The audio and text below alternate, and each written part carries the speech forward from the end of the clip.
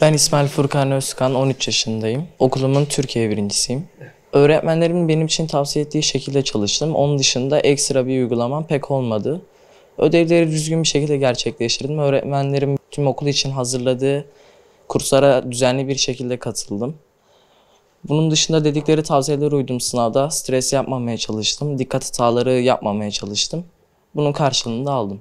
Akşamlara uyumadan önce 1 saat kitap okuyordum. Pek sosyal medya falan girmiyordum. Bir de sınavlarda yanlışlarıma göre o yanlış yaptığım dersten 40 soru çözüyordum. Yanlış yaptığım derse göre.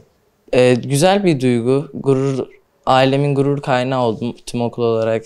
Beni tebrik ettiler. Yani azimli ve disiplinli bir şekilde çalışsınlar. Öğretmenlerin tavsiyelerine uysunlar.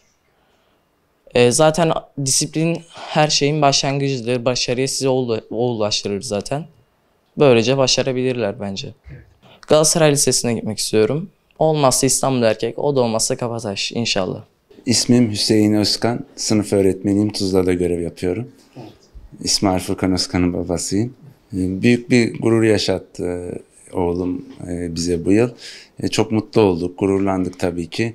Bunun için de öncelikle okul müdürümüz Sayın Gökhan Özocak, müdür yardımcılarımıza ve bütün Muzaffer'da Güzide Pulur öğretmenlerine büyük bir teşekkür borçluyuz. Çok teşekkür ediyorum yıl boyunca gösterdikleri emekler için.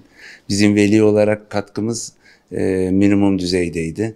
Yani bu başarıda en büyük pay okulun, okul idaremizin, öğretmenlerimizin, sonra da öğrencinin. Çok teşekkür ediyorum bir kez daha bu büyük gururu yaşattıkları için bizlere. İyi ki oğlum bu okulda öğrenim gördü. O çok şanslıydı. Bize de bu gururu sonunda yaşattı. Burada İmam Hatip'te okuduğu için burada büyük bir katkısı oldu.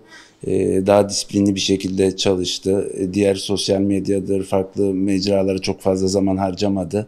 Öğretmenleri çok ilgiliydi.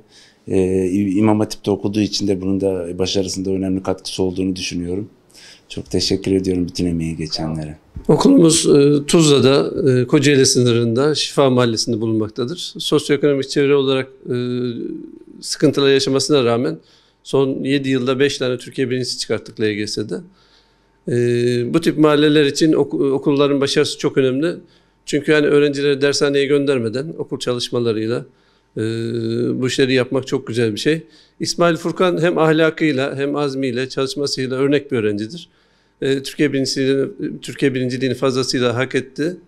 Kendisini tebrik ediyorum. Ona yakıştı gerçekten Türkiye birinciliği.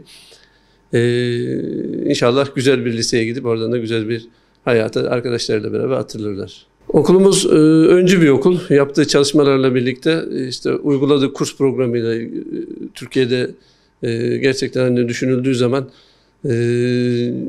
ciddi bir çalışma yapıyor. Güzel uygulamalarımız var. Öğrencilerimiz de zaten bunu işte 5 tane Türkiye birincisiyle ortaya koyuyorlar.